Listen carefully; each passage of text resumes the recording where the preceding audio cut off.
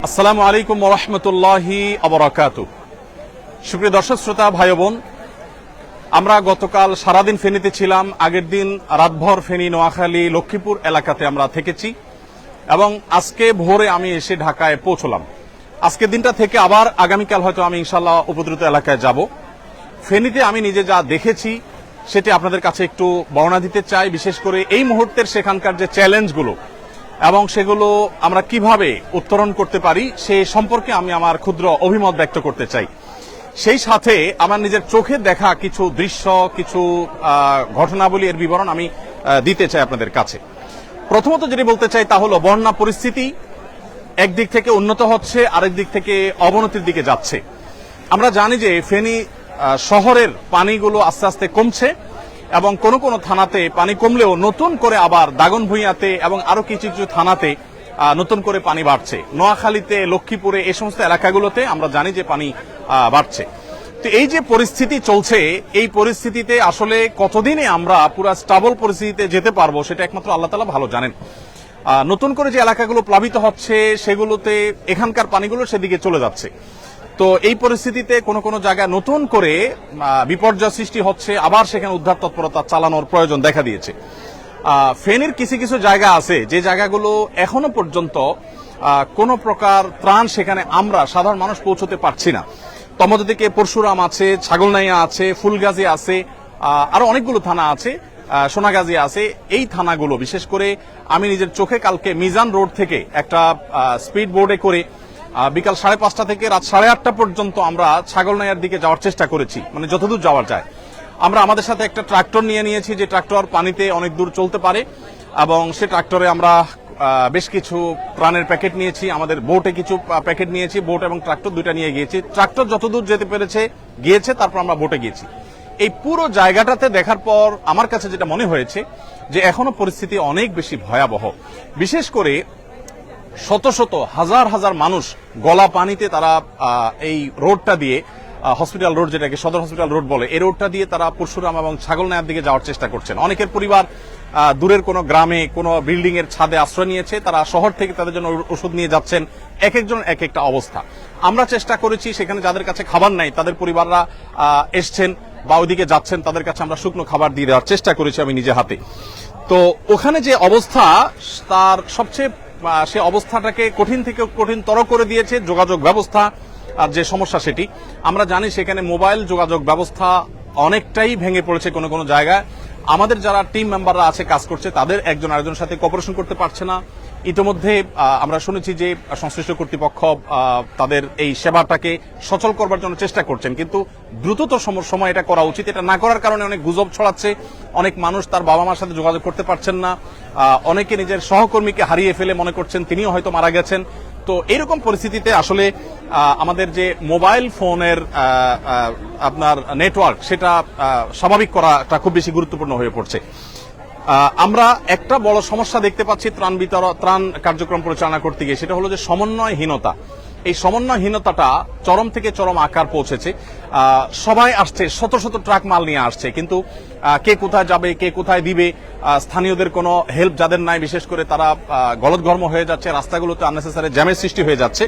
তো এই জায়গাটাতে কাজ করা উচিত। আমরা আসুন্নাহ ফাউন্ডেশন থেকে ভাবছি যে আমরা এই সমন্বয়ের কাজটা করব ইনশাআল্লাহ। একটা সময় হয়তোবা সমন্বয় এর জন্য আমরা একটা ডেডিকেটেড টিম তৈরি করব যারা আসলে সারা দেশ থেকে ত্রাণ নিয়ে আসা ভাইদেরকে হেল্প করবে এবং বিতরণ কাজে আমরা ইনশাআল্লাহ ভূমিকা রাখবো। আপনারা দেখতে পাচ্ছেন এখানে আজও ত্রাণ কার্যক্রম চলছে। এখানে অর্ধেক মালামাল লোড হয়ে গেছে, বাকি যে মালামালগুলো আছে সেগুলো লোড হচ্ছে। প্রতিদিন আমরা এখানে 8 থেকে 10টা ট্রাক, কোন কোন ক্ষেত্রে কাভার্ড ভ্যান বোঝাই করে আমরা স্পটে পাঠিয়ে দিচ্ছি।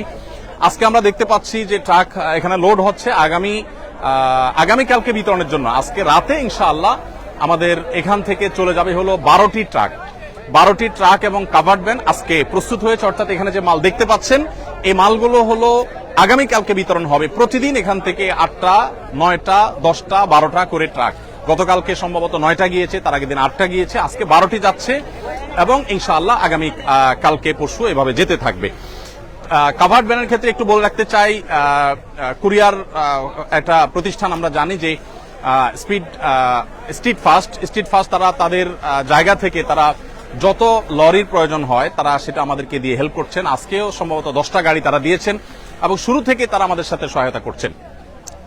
4টা গাড়ি আজকে দিয়েছেন এবং সর্বক্ষণ তারা হেল্প করছে এবং যত গাড়ি লাগে তারা দিবে বলেছেন। ইতিমধ্যে কয়েকদিন ধরে তারা গাড়ি দিয়েছেন। আমরা এখানে স্ট্রিট ফাস্টের গাড়িগুলো দেখতে পাচ্ছি, এই গাড়িগুলো দাঁড়িয়ে আছে আর যারা সিরিয়ালে দাঁড়িয়ে আছেন তারা মূলত গাড়িগুলো লোড করছেন। একটা গাড়ি লোড হয়ে গেছে, আমরা জানি, সেটা দরজা বন্ধ করা হচ্ছে। এই গাড়িটা চলে গিয়ে আরেকটা গাড়ি এখানে দাঁড়ালে সেটাতে আবার লোডের কাজ শুরু করা হবে। তো এভাবে একটার পর একটা গাড়ি যখন লোড হয় তখন এটা পাশে সিরিয়ালে দাঁড় করানো হয় এবং একসাথে এগুলো উপদ্রুত এলাকায় চলে যায়। আমরা এখানে দেখতে পাচ্ছি নতুন করে শেড হয়েছে, সেই শেডে আমাদের ভাইয়েরা তেল ইত্যাদি প্যাকেজ করেছে, সেগুলো তেল ইত্যাদি প্যাকেট করছে, সেগুলো রাখার কাজ করছে। আমি পাশাপাশি আরেকটা আপডেট একটু হেল্প চাই আপনাদের। জাযাকুমুল্লাহ খাইর, সবাই ভালো আছেন? আপনারা কি নতুন ট্রাকের অপেক্ষায় আছেন? মাশাআল্লাহ। তাহলে আমরা ভাইদের সাথে কথা বলতে বলতে আগেই, সবাই ভালো আছেন তো? আপনারা কাজও করবেন আবার দোয়াও করবেন, বিশেষ করে উপদ্রুত এলাকাতে যে মানুষ কষ্টে আছে সে কষ্ট লাঘব যেন হয়, আল্লাহ যেন প্রতি বছর বন্যা মোকাবেলা করার মতো পরিস্থিতি আমাদের না থাকে, সেই চেষ্টা আমরা করবো ইনশাআল্লাহ। ঠিক আছে না? প্রত্যেকে সর্বোচ্চ আন্তরিকতা দিয়ে কাজ করব, পরিশ্রম করব আল্লাহর জন্য এবং নিজের সর্বোচ্চ বেটারটুকু আমরা দেবো ইনশাআল্লাহ। এবং আমাদের যে সমস্ত ভাইরা কাজ পাচ্ছেন না, আপনারা জানেন যে এখানে শত শত হাজার হাজার মানুষ কাজের জন্য আসছেন, যারা কাজ পাচ্ছেন না তারা অন্যদেরকে সাধারণত বলে থাকেন যে আপনারা একটু সরেন, আমরা একটু কাজ করি আপনাদের জায়গায়, আপনি একটু রেস্ট করেন। তো এরকম একটা কম্পিটিশন এখানে চলছে আলহামদুলিল্লাহ। বাংলাদেশের মানুষ একে অন্যের জন্য যে জীবন দিতে প্রস্তুত, বিশেষ করে জাতীয় দুর্যোগে যে সবাই ঝাঁপিয়ে পড়তে প্রস্তুত, সে বিষয়টি আমরা আবারও খুব ভালোভাবে প্রত্যক্ষ করলাম। আপনারা নীরবতার সাথে আবার কাজ শুরু করে দেন, মাশাআল্লাহ, জাযাকুমুল্লাহ খাইর। এখানে নতুন আরেকটা ট্রাক কাভার্ড ভ্যান সিরিয়ালে এসেছে, সেটাতে মাল লোড হওয়া শুরু হয়েছে। আমরা জানি যে অনেকগুলো কাভার্ড ভ্যান ভরা হয়ে গেছে। আজকে সাকুল্যে আমাদের 12টি কাভার্ড ভ্যান এবং ট্রাক মিলিয়ে সাকুল্যে 12টি গাড়ি ইনশাআল্লাহ বোঝাই হবে। এই 12টি গাড়ি ইনশাআল্লাহ 3টি কুমিল্লাতে, 3টি ফেনীতে, 3টি নোয়াখালীতে এবং 3টি ফেনীতে চলে যাবে। তবে আমরা আশা করছি যে আরো কিছু মালামাল প্রস্তুত হলে আমরা সেটা বাংলাদেশ সেনাবাহিনীর কাছে ইনশাআল্লাহ আমরা হস্তান্তর করব। আমি আপনাদেরকে একটু বলতে চাই, যারা ঢাকা থেকে ফেনী যাচ্ছেন, বিশেষ করে এই ত্রাণ কার্যক্রম পরিচালনা করার জন্য যারা যাচ্ছেন, তারা যদি কিছু বিষয় খেয়াল রাখেন তাহলে খুব বেশি ভালো হয়। ভাই, মেহেরবানি করে আপনি একটু যদি সাইডে যান, আমার একটু আওয়াজে ডিস্টার্ব হচ্ছে, আমার একটু সাইডে যান। ধন্যবাদ আপনাকে। ভাই, আমরা যেটা বলছিলাম যে ফেনী থেকে যারা ঢাকায় যাবেন, ঢাকা থেকে যারা ফেনী যাবেন, আপনাদেরকে আমরা বলতে চাই হয়ে আপনার কুমিল্লা বিশ্ব রোড পদুয়ার বাজার, যেটা এটা হয়ে সোনাইমুড়ি হয়ে চৌমুহানি হয়ে আপনি ফেনীতে গেলে এই রুটটা তুলনামূলকভাবে সেফ এবং ভালো রাস্তাটা। আর সরাসরি যারা ফেনীতে যাচ্ছেন, মাইলকে মাইল সিরিয়াল পড়ে থাকছে গাড়িগুলো এবং বেশ কঠিন একটা পরিস্থিতি তৈরি হচ্ছে। অতএব এটা হলো যাওয়ার ক্ষেত্রে আমরা বলবো, অনেকেই স্পিড বোট এবং নিয়ে যাচ্ছেন, নৌকা নিয়ে যাচ্ছেন, তাদের ক্ষেত্রে একটা সতর্কীকরণ আমি করতে চাই যে স্পিড বোট যারা নিচ্ছেন, এক্সপার্ট ড্রাইভার যেমন নিবেন, আবার আপনার রিপেয়ারের ব্যবস্থাও যেন থাকে। অনেকে নৌকা নিচ্ছেন, নৌকা পানিতে ছেড়ে দিচ্ছেন আর ছিদ্র হয়ে যাচ্ছে, সেখানে রিপেয়ার, কারণ সেখানে তো আসলে নদী নির্ভর বা খাল নির্ভর কম। অতএব সেখানে আমরা বলবো যে আপনারা যথাসম্ভব রিপেয়ারের ব্যবস্থা রাখবেন। কোথাও ফুটা হয়েছে, আঠা দিয়ে আবার পানিতে নামাই দিলেন, আবার সে নৌকা ডুবে যাচ্ছে। তো রিপেয়ারিং এর ব্যবস্থা না থাকলে সেটা বেশ ঝামেলার তৈরি করছে সেখানে। আর আরেকটা গুরুত্বপূর্ণ বিষয় হলো যে এলোপাতাড়ি সেখানে চলছে সবকিছু। সেখানে সাধারণ জনগণ যার যার উদ্যোগে, প্রশাসনের লোকজন, পুলিশ ভাইরা কেউ কেউ দেখা যায় সেখানে অ্যাক্টিভ আছেন। এটা আরো বাড়াতে হবে, বিশেষ করে আমরা যদি সেখানে ব্যাপকভাবে চাই যে মানুষের কাছে ত্রাণ পৌঁছাক, তাহলে এই চলাফেরাগুলো স্মুথ করার ব্যবস্থা করতে হবে। আমরা দেখতে পেয়েছি মিজান রোড থেকে বিভিন্ন এলাকাতে, বিশেষ করে থানা পর্যায়ে ত্রাণ পৌঁছানোর জন্য, আত্মীয় স্বজনের খোঁজ খবর নেওয়ার জন্য মানুষ পরিশ্রম করছে, চেষ্টা করছে, কিন্তু তেমন কিছু করতে পারছে না। এখানে নতুন একটি লরি আলহামদুলিল্লাহ এখানে হচ্ছে, লরি লোড হচ্ছে আলহামদুলিল্লাহ, আমরা দেখতে পাচ্ছি। আসসালামু আলাইকুম, সবাই ভালো আছেন? মাশাআল্লাহ, সবাই খুশি তো? আপনারা কাজ করতে পেরে সবাই খুশি? মাশাআল্লাহ, ফাইন, মাশাআল্লাহ, জাযাকুমুল্লাহ খাইর। ভাই, আমরা আওয়াজ না করে কাজ করি। এখানে নতুন লরি বোঝাই হচ্ছে এবং যেটি বলছিলাম যে আজকে 12টি লরি এখানে বোঝাই হবে এবং একটা পর একটা বাই সিরিয়ালে চলে যাবে ইনশাআল্লাহ। আপনারা একটু যদি সাইড হন ভালো হয়। ইনশাআল্লাহ বাই সিরিয়ালে এই লরিগুলো চলে যাবে ইনশাআল্লাহ। সাইফুল্লাহ ভাই শুরু থেকে ভলান্টিয়ার সার্ভিস দিচ্ছেন, জ্বর আসছে আজকে, তারপরে বেচারা চলে আসছেন এত কিছু উপেক্ষা করে। আল্লাহ তাআলা তাকে উত্তম বিনিময় দান করুন, জাযাকুমুল্লাহ খাইর। আমি যেটা বলছিলাম যে সেখানে যারা যাচ্ছেন, একটু ভাই জায়গা দেই, সেখানে যারা যাচ্ছেন আমি তাদের উদ্দেশ্যে বলতে চাই যে আপনারা মেহেরবানি করে যথেষ্ট প্রস্তুতি নিয়ে যাবেন। মোবাইল নেটওয়ার্কের সমস্যাটা হয়তো কেটে যাবে, কিন্তু স্পিড বোট এবং নৌকা যারা নিচ্ছেন তারা রিপেয়ারের ব্যাপারটা একটু দেখবেন। ভাই একটু স্টার্ট বন্ধ করেন বা সাইড হন একটু। আর আরেকটা গুরুত্বপূর্ণ বিষয় আমি বলতে চাচ্ছি, সেটা হলো যে আমাদের আসুন্নাহ ফাউন্ডেশন থেকে আমরা যে ত্রাণ কার্যক্রম পরিচালনা করছি, আমাদের জেলা পর্যায়ের যে এখানে কিছু পানি রাখা আছে যেগুলো আমাদের ভলান্টিয়ারদের জন্য লাগছে, আবার কিছু কিছু ত্রাণের জন্য যাচ্ছে। আর ভলান্টিয়ারদের নাস্তা এবং দুপুরের খাবারের ব্যবস্থা আমরা রেখেছি আলহামদুলিল্লাহ। তো আমি যেটা বলতে চাচ্ছিলাম যে জেলা ভিত্তিক আমাদের যে পয়েন্টগুলো আছে, ফেনীর কার্যক্রমটা আমরা দাগনভূঞা থেকে পরিচালনা করছি, এবং নোয়াখালীর যে কার্যক্রম সেটা আমরা পরিচালনা করছি হলো নোয়াখালীর একটা মাদ্রাসা থেকে, সেটা দাগনভূঞার খুব কাছাকাছি। আবার আরেকটা জায়গা নোয়াখালীর নতুন করে আমাদের তৈরি হচ্ছে, সেখান থেকে কার্যক্রম পরিচালনা করা হবে ইনশাআল্লাহ। আমরা আল্লাহ যদি তৌফিক দান করেন নোয়াখালী এবং ফেনীর প্রত্যেকটা এলাকাকে কভার করব। লক্ষ্মীপুরের আমাদের যে পয়েন্ট সেটি হলো টুমচর থেকে আমরা আমাদের কার্যক্রম পরিচালনা করছি, এবং টুমচর মাদ্রাসা থেকে লক্ষ্মীপুরের চতুর্দিকে আমরা যতদূর সুযোগ পাচ্ছি ততদূর আমরা কাজ করছি। আর কুমিল্লাতে ঢাকা কুমিল্লা মহাসড়কের উপর একটা বড় মাদ্রাসাকে আমরা ক্যাম্প করেছি, সেটাকে মূল পয়েন্ট করে সেখান থেকে আমরা আমাদের সমস্ত মালামালগুলো রেখে ছোট ছোট গাড়িতে করে ট্রলারে করে সেগুলো বিভিন্ন এলাকায় পাঠিয়ে দিচ্ছি। তবে এই মুহূর্তে সবচেয়ে বেশি আমরা প্রায়োরিটি দিচ্ছি সেনাবাহিনীর কাছে মালামাল হস্তান্তর করা, কারণ দুর্গম এলাকাতে তারাই শুধুমাত্র পৌঁছতে পারছেন। আমি একটা কথা বিশেষভাবে বলতে চাই, সাধারণ মানুষ যারা এখনো বিভিন্ন জায়গায় আটকে আছেন তাদেরকে উদ্ধারের কাজটা আরো জোরদার হওয়া উচিত। আমাদের সেনাবাহিনী এবং নৌবাহিনী, বিমান বাহিনী সহ বিভিন্ন বাহিনীর সদস্যরা, ব্যক্তিবর্গ তারা তাদের জায়গা থেকে কাজ করছেন, কিন্তু আমার কাছে মনে হয়েছে যে রিমোট এরিয়াগুলোতে অনেক মানুষ 2 দিন 3 দিন না খেয়ে আছে, বিশুদ্ধ পানি নেই, হাহাকার চলছে। মানুষ আমাদের কাছে হাতে পায়ে ধরছে যে মাল পাঠান, আমাদের কাছে মাল রেডি, শুধু আমাদের কাছে নয়, শত শত ট্রাক সিরিয়ালে আছে, কিন্তু এই মালগুলো যে পৌঁছানো হবে তার জন্য আসলে তেমন কোনো ব্যবস্থাপনা নেই। তো বাংলাদেশ সেনাবাহিনীর সদস্যবৃন্দ তারা উদ্ধার কাজও করছেন, আবার এদিকে আমরা জানি নতুন নতুন জেলা উপদ্রুত হচ্ছে, সেই জেলাগুলোতে তারা কাজ করছেন, যার কারণে আসলে এত বেশি জেলা এফেক্টেড হয়ে গেছে, 11টি জেলা এফেক্টেড হয়ে গেছে, চাপটা অনেক বেশি পড়ে গেছে। তারপর আল্লাহ তাআলা আমাদেরকে সাহায্য করুক। আমি আমার একটু তিক্ত অভিজ্ঞতা আপনাদের সাথে শেয়ার করতে চাই। সেটা হলো যে আমরা দেখেছি যে যারা সেখানে ত্রাণ দিতে যাচ্ছেন তারা অনেকেই উদ্ধার কাজে নেমে যেতে হচ্ছে, কারণ এমন এমন বৃদ্ধ মানুষ আছে যে বৃদ্ধ মানুষগুলোকে দেখে আপনি আসলে ঠিক থাকতে পারবেন না। আমি গতকালকে আমার বোটে করে আমরা যখন পরশুরাম এবং ছাগলনাইয়ার দিকে যাওয়ার চেষ্টা করছিলাম, সেই বোটে আমরা বোট থেকে লক্ষ্য করলাম যে 2 জন তরুণী, তাদের একজন সাথে একজন পুরুষ আছেন, তারা গলা পরিমাণ পানি দিয়ে হেঁটে হেঁটে আসছেন। তাদের অবস্থা দেখে বোঝা যাচ্ছে তারা ক্লান্ত, এবং তারা ফেনী শহর পর্যন্ত যেতে এখনো তাদেরকে আরো হয়তো ঘন্টাখানেক হাঁটা লাগবে পানিতে। আমি আমার বোট থেকে কিছু লোককে নামিয়ে তাদেরকে তুলে নিলাম এবং জিজ্ঞেস করলাম যে আপনাদের কি অবস্থা, আমাদেরকে একটু বলেন। তখন তারা বললেন যে তাদের মা গত 4 দিন 5 দিন যাবৎ পর্যন্ত তাদের মায়ের সাথে কোনো যোগাযোগ করতে পারছেন না, তিনি আদৌ বেঁচে আছেন না মারা গেছেন তারা জানেন না। তারা বলেছেন যে আমরা ঢাকা চিটাগাঙে ভাই বোন থাকেন, তারা এসে মহিপাল একটা হোটেলে উঠেছেন, এবং প্রতিদিন গত 4-5 দিন যাবৎ প্রতিদিন সকালে তারা এই পানি ভেঙে মাইলকে মাল তারা যেতে থাকেন। কিছু দূর যাওয়ার পর আর আর আর ইয়েতে আপনার আমাদের কি বলে এটাকে, তাদের 4-5 দিন যাবত তারা প্রতিদিন সকালবেলা ফজরের পর থেকে নিয়ে তারা হাঁটা শুরু করেন, অনেক দূর পর্যন্ত যান, 3 কিলোমিটার 4 কিলোমিটার 5 কিলোমিটার পর্যন্ত তারা যান, কিন্তু সেখানে গিয়ে আসলে কোনো কুলকানা করতে পারে না। কিছু দূর যাওয়ার পরে দেখা যায় পানি কম, স্কুল চলছে না, আবার কিছু দূর যাওয়ার পর অনেক গভীর, হেঁটে যাওয়া যাবে না। মানে পুরো পরিস্থিতিটা এমন যে রিমোট এরিয়াতে আসলে কোনোভাবে মানুষ যে সেখানে ঢুকবে, সেখানে গিয়ে উদ্ধার কাজ করবে বা ত্রাণ তৎপরতা চালাবে, এই কাজগুলো করতে পারছে না। এগুলো তো বটেই, এমনকি যেটা বললাম আত্মীয় স্বজনকে না পেয়ে মানুষ কিন্তু দিশেহারা, মানুষ কিন্তু নানাভাবে প্রত্যেকটা মানুষ কষ্টে আছে, মনোবেদনায় আছে।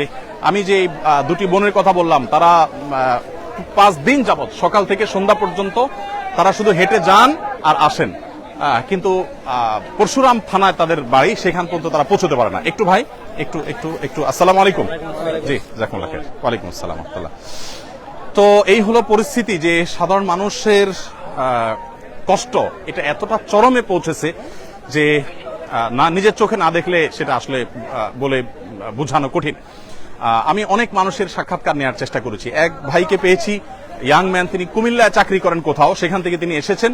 কুমিল্লা থেকে যে আসলেন তিনি তার মায়ের বাবার খোঁজ খবর নিচ্ছেন, কোনো খোঁজ খবর নাই, এবং আদৌ তারা বেঁচে আছেন কিনা, কোথায় আছেন জানেন না, ঘর বাড়ি আছে কিনা জানেন না, ঘর বাড়িতে যাওয়ারও কোনো ব্যবস্থাপনা নেই। তো এই জিনিসটা বড় কঠিন, বিশেষ করে মোবাইল নেটওয়ার্ক এইভাবে আপনার ভেঙে পড়েছে এবং এটা আপনার অকার্যকর হয়ে গেছে অনেকটা, যে বেশিরভাগ ক্ষেত্রে মোবাইলে যোগাযোগ করা যাচ্ছে না। এমনকি আমাদের যারা টিম মেম্বাররা আছে কাজ করছেন তাদেরকেও আমরা যোগাযোগ করতে পারছি না, যার কারণে ত্রাণ কাজ কিন্তু ব্যাপকভাবে ব্যাহত হচ্ছে। এখানে আমরা দেখতে পাচ্ছি যে প্রস্তুত হওয়া যে প্যাকেটগুলো, বেশ বড় সড়ো প্যাকেট, এখানে 10 কেজি করে চাল, 2 কেজি করে ডাল, তারপরে তেল, লবণ, চিনি সবকিছু এখানে আছে। এগুলো এখানে আমরা দেখতে পাচ্ছি 2টা ট্রাকে লোড হচ্ছে। আবারও আমি স্ট্রিট ফাস্টকে ধন্যবাদ জানাতে চাই, তারা আমাদেরকে কাভার্ড ভ্যান দিয়ে হেল্প করেছেন। এখানে তেল আমরা দেখতে পাচ্ছি এক প্রান্ত থেকে অপর প্রান্ত পর্যন্ত সবগুলো তেলের কার্টুন, আর এখানেও বেশ কিছু তেল এবং লবণ এখানে আছে আমরা দেখতে পাচ্ছি। দুই পাশে বোঝাই করা তেল এবং লবণের সারি, আর এই পাশে তেলের যে সারিগুলো আছে আমরা দেখতে পাচ্ছি, এই পাশ থেকে নিয়ে একেবারে শেষ মাথা পর্যন্ত এগুলো সবগুলোই হলো তেলের কার্টুন। 2 লিটার করে আমরা তেল দিচ্ছি প্রত্যেকটা প্যাকেজের মধ্যে। আর এখানে আমরা দেখতে পাচ্ছি খেজুরের প্যাকেজ হয়েছে। আমরা জানি 4-5টা খেজুর একটু পানি খেলে একবেলা খাবারের কাজ অনেক ক্ষেত্রে হয়ে যায়, এই জন্য প্রত্যেক ফ্যামিলিকে একটা করে প্যাকেট আমরা খেজুর দিচ্ছি। মোটামুটি একেবারে নর্মাল খেজুর দিলে খেতে পারবে না, এর জন্য মিডিয়াম পর্যায়ের খেজুর আমরা চেষ্টা করছি দেওয়ার। এখানে খেজুরের স্তূপ চলছে। আমাদের এখানে যারা কেউ যদি আহত হন বা শারীরিক অসুস্থতা ফিল করেন তাহলে তাদের জন্য প্রাথমিক ট্রিটমেন্ট দেওয়ার ব্যবস্থা এখানে আছে, আমরা দেখতে পাচ্ছি। আমাদের ভাইরা কাজ করছে। আসসালামু আলাইকুম, ভালো আছেন? ভালো আছেন? হ্যাঁ ভাই, আপনি অসুস্থ অনুভব করছেন? একবার চালের বস্তা নেওয়ার পরে একটু মানে মাথাটা ঘুরাতে পারছি না খুব একটা। ইন্নালিল্লাহ, ব্যথা অনুভব করছেন? হ্যাঁ একটু না, তারপরেও মানে প্রথমে ইয়াতেই সমস্যা হয়েছিল, তারপরে আমি দীর্ঘক্ষণ চালের বস্তা নিয়েছি। এখন স্প্রে করার পর কি একটু ভালো অনুভব করছেন? ভালো মনে ব্যথা হয়েছে ভাইয়ের, সেজন্য স্প্রে করে তাকে সাময়িক এবং তৎক্ষণাৎ যে তার ব্যথাটা সেটা রিমুভ করার চেষ্টা করা হয়েছে আলহামদুলিল্লাহ। কি নাম আপনার ভাই? আমার নাম মোহাম্মদ মুকুল মাহমুদ। মুকুল মাহমুদ ভাই, মাশাআল্লাহ। এরকম আরো অনেক ভাইরা আছেন যারা আসলে কোনো কারণে অসুস্থ হয়ে পড়লে সাথে সাথে এই যে আরেক ভাইকে আমরা দেখতে পাচ্ছি। আসসালামু আলাইকুম, কি নাম আপনার? কাজ চলুক, সমস্যা নাই। মোহাম্মদ মেহেদী হাসান। আপনার কি হয়েছে? কি ট্রাক থেকে ডাল উপর থেকে টানার সময় হাতে ছুটে গেছে আর কি। ইন্নালিল্লাহ। আপনি কোথায় কি করেন? আমি ডেলিভারি কাজ করতেছি। কিসে? এটা হচ্ছে গুলশান ডিসিসি মার্কেটে। আচ্ছা, মাশাআল্লাহ, ডেলিভারি কাজ করেন। এখন আপনি এখানে স্বেচ্ছায় শ্রম দিতে এসেছেন। মাশাআল্লাহ, আল্লাহ তাআলা আপনার হাত ভালো করে দেখ। এই যে কেটে গেল, কষ্ট হচ্ছে না মানসিক? দেশের জন্য করতেছি আমরা, এই কষ্ট দেশের মানুষের জন্য করছেন। কত আবেগ মানুষের, কত উচ্ছ্বাস, কত আনন্দ, কত মানুষের উদ্যম কাজের জন্য, সেটা আসলে এখানে না আসলে না দেখলে বোঝা যাবে না। যারা আমাদের টিম কাজ করছে ওখানে স্পটে, তাদের কষ্ট বর্ণনার অতীত। নাওয়া নেই, খাওয়া নেই, কোনো কিছু ঠিক ঠিকানা নেই। আমাদের টিমের সদস্যরা কখনো মসজিদে, কোনো স্কুলে, এক এক দিন এক এক জায়গা থেকে তারা কাজ করছে। একটু আপনারা এখানে তো কোনো মেহরবানি করে আমাকে একটু সাহায্য করেন, একটু সাইডে একটু দাঁড়ান মেহরবানি করে। জি ভাই, আপনি কি করেন বললেন? আমি স্টুডেন্ট, চাকরির প্রস্তুতি নিচ্ছি আর কি। মাশাআল্লাহ, আল্লাহ তাআলা আপনার রাজশাহী বিশ্ববিদ্যালয় থেকে পড়াশোনা করেছেন ভাই, আল্লাহ তাআলা আপনার হালাল উপার্জনের ব্যবস্থা করে দেখ, আমরা মনে প্রাণে দোয়া করি। মাশাআল্লাহ, আপনি আজকে প্রথম আসছেন এখানে? জি মাশাআল্লাহ, আল্লাহ তাআলা কবুল করুক। জাযাকুমুল্লাহ খাইর। ইনশাআল্লাহ। তো আমরা দেখেছি এখানে মাশাআল্লাহ কাজটা, খেজুরের কাজটা এখানে হচ্ছে। খেজুরের পাশাপাশি ওয়ালাইকুম আসসালাম। খেজুরের পাশাপাশি এখানে দেখতে পাচ্ছি খেজুরের স্তূপটা এখানে আছে, এখানে কার্টুনগুলো রাখা আছে। এখান থেকে খেজুর প্যাক হয়ে এখানে আসছে, এবং আমরা বস্তার লাইনটা একটু দেখাতে চাই। হ্যাঁ, একেবারে নরমাল খেজুর দিলে অনেকেই খেতে পারবেন না বা ভালো লাগবে না, সেজন্য আমরা মিডিয়াম কোয়ালিটি অন্তত যাতে এনশিওর করা যায় সেজন্য চেষ্টা করেছি আলহামদুলিল্লাহ। আসসালামু আলাইকুম, আপনারা ক্লান্ত, রেস্ট করতেছেন? আচ্ছা, ঠিক আছে। এইদিকে আমরা দেখতে পাচ্ছি এগুলো হলো আমাদের ডাল, মসুর ডাল। এগুলো কিন্তু আজকের, এগুলো আমরা যা দেখতে পাচ্ছি সব কিন্তু আজকের মালামাল। প্রতিদিন এর মালামাল প্রতিদিন আসে, এই সাইড থেকে ট্রাকে আনলোড হয়, প্যাকেট করার পর সেটা আবার লোড হয়ে চলে যায়। তো তো এদিকে আমরা দেখতে পাচ্ছি মসুর ডাল, সেটা 2 কেজির প্যাকেট এখানে ভর্তি হয়ে বড় প্যাকেজের মধ্যে সেটা ঢুকে যাচ্ছে। এখন আসর নামাজের বিরতি চলছে এবং পালা করে নামাজ কেউ কেউ পড়ে ফেলছেন, ইনশাল্লাহ বাকিরা পড়বেন। এখানে আমরা দেখতে পাচ্ছি এগুলো হলো চাল, ওই পাশে চালের স্তূপ। আজকে যেহেতু দিনের অনেকটা শেষ, অতএব কাজ হয়ে গেছে। এখানে যে চাল দেখতে পাচ্ছি আমরা, সেটা আজকের যে কাজ সেটা হয়তো 50% হবে না, 1/3 হয়তো বা হতে পারে। বাকি কাজগুলো আমাদের হয়ে গেছে। এগুলো সবগুলো কাজ হবে, আবার সেগুলো লোড হবে। এগুলো 10 কেজি করে চালের প্যাকেট এখানে আছে, যেগুলো এখানে স্তূপ আছে। তো ওই পাশেও চালের বেশ কিছু বস্তা আছে। এই লরিটা কি মাল লোড হবে না আনলোড হচ্ছে? এটা আনলোড। মাশাআল্লাহ, এই ট্রাক থেকে মাল আনলোড হয়েছে। আনলোড হওয়ার পর এগুলো প্যাকেজিং এর পর ওই পাশে ট্রাকগুলোতে লোড হয়ে যাচ্ছে। এদিকেও আমরা দেখতে পাচ্ছি বেশ কিছু চাউলের বস্তা আছে। তো প্রিয় দর্শক, আমি শেষ করব, বিশেষ করে আরো একটা পয়েন্ট আপনার সাথে শেয়ার করতে চাই। সেটা হলো যে আমরা জেলা ভিত্তিক প্রত্যেকটা জেলাতে আমাদের পয়েন্ট করেছি, সেখানে আমাদের টিম কাজ করছে আলহামদুলিল্লাহ। আপনারা যারা বিভিন্ন জায়গা থেকে ত্রাণ নিয়ে যান, আমি আপনাদেরকে বিনয়ের সাথে বলতে চাই, রাস্তার ধারে থাকা মানুষদেরকে দিয়ে দায় সারবেন না। রাস্তার পাশে থাকা মানুষগুলোও নিডি, তাদেরকেও দিবেন ডেফিনেটলি, কিন্তু সেখানে দিয়ে দায় মুক্ত হওয়ার চেষ্টা করবেন না।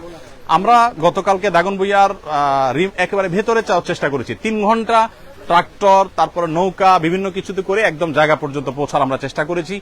এবং ছাগলনাইয়া পরশুরাম রোডে আমরা যতদূর পেরেছি গিয়েছি, কিন্তু একেবারে মূল যে এফেক্টেড এরিয়া, সেখানে আসলে যাওয়ার মতো পরিস্থিতি এখনো হয়নি। ঠিক একইভাবে আপনারা যারা কাজ করছেন, আমি বলবো যে সীমিত পরিসরে কাজ করলেও চেষ্টা করবেন স্থানীয় রিলায়েবল এবং বিশ্বস্ত মানুষদের সাথে কথা বলে তাদেরকে সাথে নিয়ে আপনি ভেতরে যাবেন এবং যথাসম্ভব রিমোট এরিয়াগুলোতে ঢোকার চেষ্টা করবেন। আল্লাহ তাআলা আমাদের সবাইকে তৌফিক দান করুন। সেখানকার পরিস্থিতি আসলে মানে একেবারে নিশ্চিন্ত হওয়ার মতো কোনো পরিস্থিতি তো নাই, বরং এখনো 4-5 দিন পর্যন্ত বহু পরিবার পড়ে আছেন বিভিন্ন জায়গায়, তাদের কাছে ত্রাণ পৌঁছানো দরকার। বাংলাদেশ সেনাবাহিনী সহ অনেকগুলো বিশ্বায়িত প্রতিষ্ঠান, প্রশিক্ষিত বাহিনী, তারা কিন্তু সেখানে তাদের মতো করে কাজ করছে এবং তারা ত্রাণ পৌঁছানোর চেষ্টা করছে। সেটা আরো বলিষ্ঠভাবে, আরো শক্তিশালীভাবে যেন হয়, আমরা সেজন্য দোয়া করি। আল্লাহ তাআলা সবাইকে তৌফিক দান করুন। এখানে ভলান্টিয়ার ভাইরা যেহেতু নামাজের বিরতি সবাই দাঁড়িয়ে আছে, মাশাআল্লাহ সবাই কাজ করছেন। আল্লাহ তাআলা আপনাদের সবাইকে উত্তম বিনিময় দান করুন। সবাই ভালো আছেন তো? এদিকে, আপনি এদিকে আসেন। কি নাম আপনার? আমার নাম মোহাম্মদ আনিসুর রহমান। আপনি কি করেন? আমি এভাবে বিজনেস করি। একটু এদিকে দাঁড়ান, এদিকে দাঁড়ান। বিজনেস করি। আচ্ছা, কিসের বিজনেস? আমার প্যাকেজিং বিজনেস আছে। আচ্ছা, আপনি কি ভলান্টিয়ার সার্ভিস দিতে আসছেন না ডোনেশন দিতে আসছেন? আমি ভলান্টিয়ার সাপোর্ট দিতে আসছি। মাশাআল্লাহ। আপনি কখন আসছেন আজকে? আমি আজকে আসছি জোহরের নামাজের আগে। আচ্ছা আচ্ছা, মাশাআল্লাহ। এই পর্যন্ত কাজ করেছেন? জি, বস্তা টেনেছেন আপনি? জি জি জি। কতগুলো বস্তা টেনেছেন আনুমানিক? আর চালের বস্তা প্রায় 300-র উপরে। কি বলেন, আপনি 300-র উপরে বস্তা না না, টেনেছেন? আমরা সবাই সম্মিলিত। আচ্ছা, আপনাদের টিম আর কি, বুঝতে পেরেছি, গ্রুপ ওয়ার্ক। হ্যাঁ, সেটা বলেন। তো বস্তা তো টানতে নিশ্চয় অভ্যস্ত না? না, কষ্ট হয় নাই? হয়েছে, সবকিছু আল্লাহর জন্য। আল্লাহ তাআলা উত্তম বিনিময় দান করুন ইনশাআল্লাহ। ভাই, যেহেতু গ্রুপ করে নামাজ হচ্ছে, আমরা ইনশাআল্লাহ দ্বিতীয় গ্রুপ নামাজ পড়ে ফেলবো এখন, আর দেরি করবো না। কি নাম তোমার? আরিয়ান। হ্যাঁ, আদলান আরিয়ান। মাশাআল্লাহ। কোত্থেকে আসছো? বনশ্রী। বনশ্রী থেকে। ওর আব্বুকে আপনি? আমি ওর বড় ভাই হুজুর। আচ্ছা, আমি ওকে আজকে 2টা অপশন দিয়েছিলাম যে তুমি আসন্না ফাউন্ডেশনে যাবে না একটা পার্কে যাবে। ওর মাঝে আজকে বন্ধ হয়েছে। ও ও মাশাআল্লাহ, বলেছে যে আমি আসন্না ফাউন্ডেশনে যাব। মাশাআল্লাহ মাশাআল্লাহ। আমাদের বাচ্চারা অনেকে, আমাদের মাদ্রাসার বাচ্চারা, অন্য বাচ্চারা পানি খাওয়ানোর কাজটা করছে এবং অন্যান্য কাজ তাদের মতো করে তারা করছে। আমরা শেষ করবো, যেহেতু আমাদের এক গ্রুপের নামাজ শেষ, এখন দ্বিতীয় জামাত শুরু হবে। আল্লাহ তাআলা আমাদের সবাইকে উত্তম বিনিময় দান করুন। জাযাকুমুল্লাহ খাইর। এবং দুর্গত মানুষদের আল্লাহ তাআলা দুর্গতি দূর করুন, তাদের কষ্ট দূর করুন, লাঘব করুন, আমরা সে দোয়া করি। এবং প্রত্যেকে যার যার জায়গা থেকে চেষ্টাও চালাবো, দোয়াও করব। এবং যারা এলাকাতে আছেন তারা উদ্ধার কাজে সাধ্য অনুযায়ী, একদম দুর্গম জায়গা যদি না পারেন, যতটুকু পারেন মানুষ উদ্ধার কাজে একটু সহায়তা করেন। এবং যথাসম্ভব প্রত্যেকে অসুস্থ মানুষদেরকে প্রায়োরিটি দিয়ে তাদেরকে উদ্ধার কাজ করার চেষ্টা করি। বিশেষ করে আমরা যারা ত্রাণ দিতে গেছি তারাও চেষ্টা করি। আমি ত্রাণ দিতে গিয়েও একজন বৃদ্ধ মানুষকে দেখেছি, হেঁটে যাচ্ছে অনেক দূর কষ্ট করে, কালকে দাগনভূঞার ঘটনা। পরে আমাদের কিছু ভাইদেরকে বলে আমি বললাম যে আপনারা একটু নামেন, ওনাকে একটু উঠান। অনেকে উঠায় নেওয়া হয়েছে। এরকম বিভিন্ন পর্যায়ে কাজ চলছে, সে কাজটা আরো জোরালোভাবে চলুক, আমরা সে দোয়া করি। জাযাকুমুল্লাহ খাইর। আসসালামু আলাইকুম ওয়া রাহমাতুল্লাহ।